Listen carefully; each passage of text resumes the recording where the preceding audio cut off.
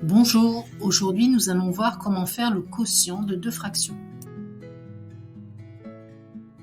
Je te conseille fortement de revoir les vidéos sur les fractions et les nombres relatifs. Commençons d'abord par voir ce qu'est l'inverse d'un nombre.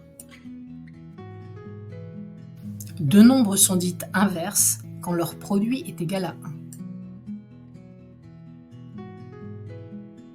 Nous allons traduire ceci mathématiquement par pour tout nombre a et b, avec b différent de 0, a et b sont dites inverses si et seulement si a fois b est égal à 1.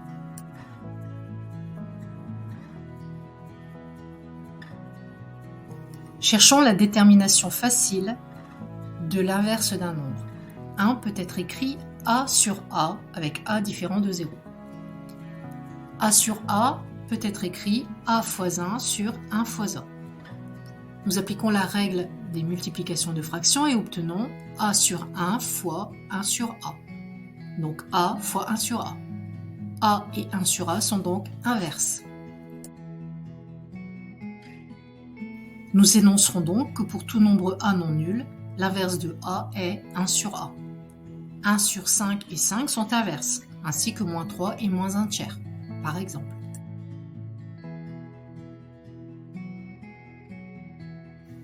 Comme leur produit doit être égal à 1 qui est un nombre positif, un nombre et son inverse ont le même signe.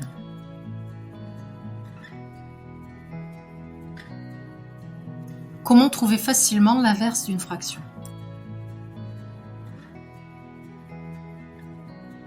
Pour tout nombre a et b non nuls, a fois b sur b fois a est égal à 1. Comme précédemment, nous appliquons la règle sur le produit de fractions et obtenons a sur b fois a. Pour tout nombre a et b non nuls, nous en déduisons que l'inverse de la fraction a sur b est la fraction b sur a.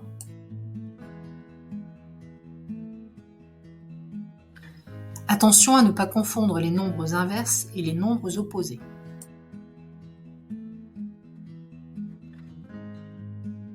Petit rappel, deux nombres sont dits opposés quand leur somme est égale à 0.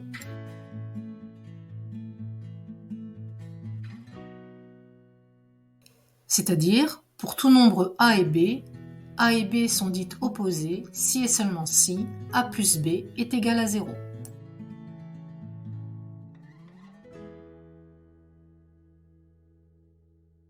Intéressons-nous maintenant au quotient de deux fractions.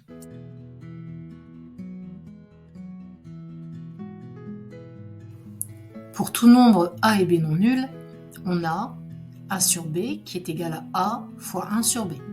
Nous pouvons en déduire que diviser par un nombre revient à multiplier par son inverse.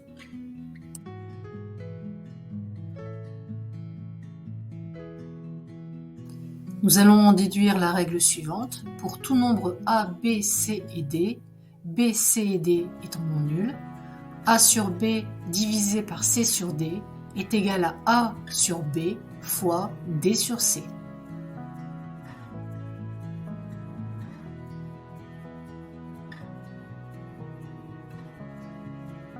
Comment cela se traduit-il physiquement ?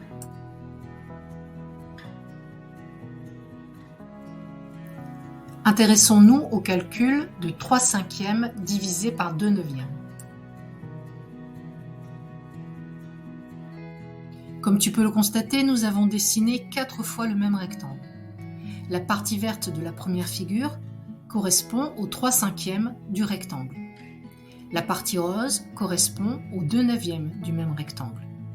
Nous allons mettre ces fractions sur le même dénominateur, c'est-à-dire que ces rectangles vont être partagés en un même nombre de parts.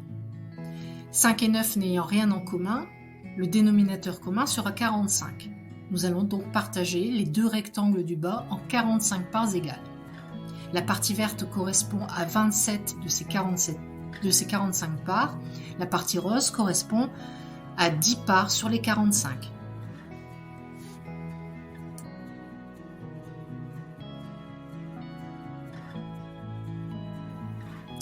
Nous allons regarder maintenant combien de fois nous pouvons reproduire la partie rose dans la partie verte.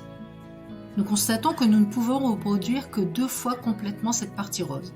Il nous reste ensuite une petite partie verte inférieure à la partie rose, qui correspond à 7/10 de la partie rose, puisque la partie rose est partagée en 10 parts égales et que seulement 7 de ces parts sont vertes.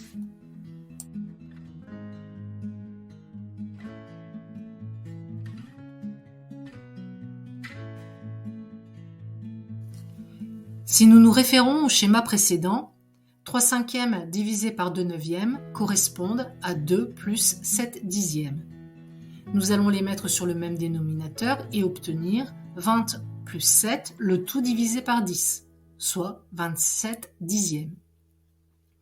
Si nous appliquons la règle précédemment définie, nous avons 3/5 divisé par 2/9 qui va être égal à 3/5 fois 9/2. Nous avons transformé la division en une multiplication, mais avons dû pour cela inverser la fraction 2/9. Nous obtenons 27/10. Les deux résultats sont bien égaux.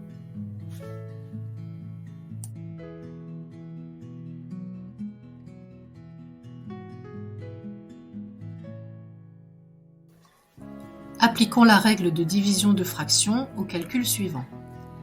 -2 sur 3 divisé par -5 sur -7. Nous savons que la division est une multiplication. Nous allons donc nous occuper en premier des signes. Il y a 3 facteurs et négatifs. 3 étant impair, le résultat est négatif. La première fraction reste inchangée. La division est transformée en multiplication et la fraction 5/7 va être inversée et donc écrite 7/5. Nous obtenons -14 sur 15.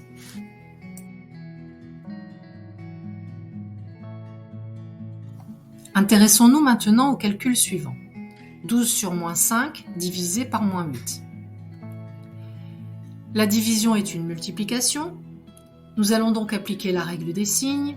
Un seul facteur négatif, 1 est impair, le résultat est donc négatif. 12/5 va être recopié, la division transformée en multiplication et la fraction 8 sur 1 inversée. Nous allons donc multiplier par 1/8. Nous constatons ici que nous allons pouvoir décomposer le nombre 12 et le nombre 8 afin d'appliquer la règle fondamentale et barrer les 4. Nous obtenons donc comme résultat -3 sur 10.